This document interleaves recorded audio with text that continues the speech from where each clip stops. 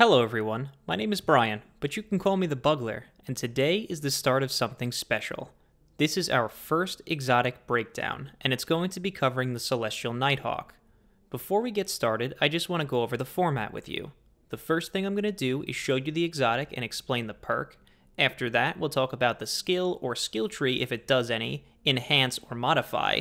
After that, I'll talk about any special properties this perk might have. And finally, I'll give you my opinions on the exotic. So without further ado, let's jump right in.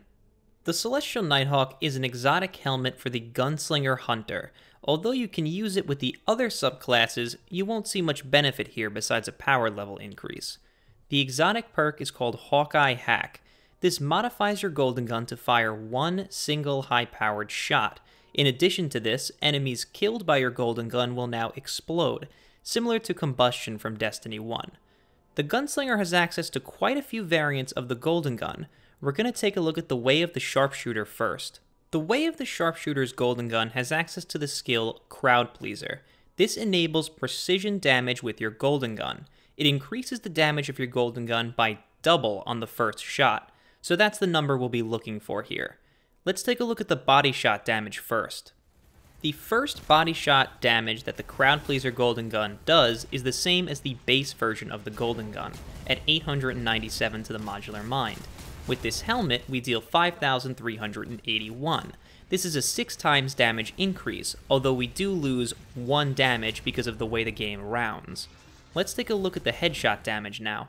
If all the rules we know to be in place apply, we should be dealing 12 times the base damage. So 12 times 897 should bring us to 10,764 damage. In practice, however, we only deal 10,761. We lose a little bit of damage because of the way Destiny rounds these numbers. For those of you who are interested, that means that this super outdamages the Siegebreaker Titan, the highest base super damage in the game. Let's move on to 6-shooter next. 6-shooter modifies your golden gun to fire 6 times instead of 3. It also reduces the duration of your super by half, to 6 seconds. This carries over when you use the Celestial Nighthawk, so you'll only have 6 seconds to fire your single shot. Let's take a look at the damage numbers. When compared to the base version of Golden Gun, 6-shooter deals less damage per shot, but more damage overall. To the modular mind, we deal 759 damage per shot. That should mean that if we multiplied 759 by 6, we'd get our Celestial Nighthawk damage numbers. However, in practice, it actually deals the same as if we were using the base version of the Golden Gun, or getting a body shot with the way of the Sharpshooter Golden Gun, at 5,381 damage. That means the game is overriding the lower damage number and giving you a higher value. Provided this is not a glitch, this is a good way for you to squeeze a little bit of extra damage out of the way of the Outlaw skill tree if you prefer to use it in PvE. Let's go over the part of this perk that makes it so when you kill enemies with Golden Gun, they explode. In Destiny 1, it was called Combustion. In Destiny 2, I call it Bugged. And that's because, for some reason, it's very hard to get damage numbers to display when you kill an enemy with Combustion, so I was unable to get a real reading on accurate damage numbers from this. This happened to me in almost every single instance of use. You'll see a compilation running in the background of some notable cases. Let's just talk about what this skill can really do, though.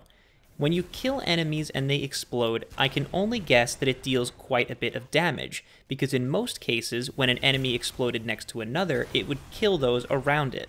These enemies killed by the Combustion can also grant orbs of light in addition to the enemy that you originally killed. And the bug only gets weirder from here. I even had a few cases where I killed an enemy with a direct hit from the Golden Gun shot, and they did not explode at all.